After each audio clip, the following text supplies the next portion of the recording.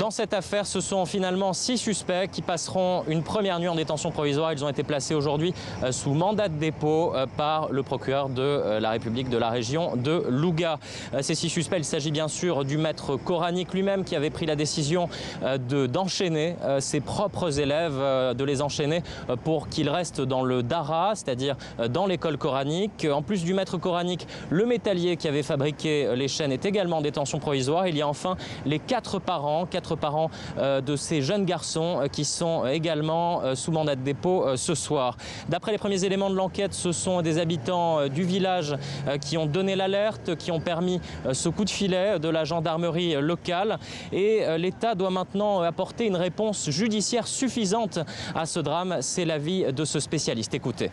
Il faut traduire ceux qui sont les auteurs de ces actes de tortionnaires, disons, carrément, de maltraitance extrêmement grave, et tous ceux qui sont coupables. L'État doit aller plus loin. Aujourd'hui, tous ceux qui se solidarisent par rapport à cet acte ignoble perpétré sur des enfants doivent être poursuivis par la loi.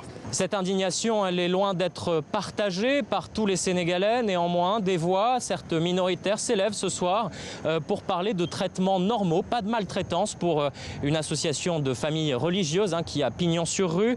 Tous les grands chefs religieux sont passés par là. C'est encore un argument qu'on a pu lire en fin d'après-midi. En tout cas, le procès pour les 6 suspects en détention provisoire devrait se tenir ce mercredi à Louga.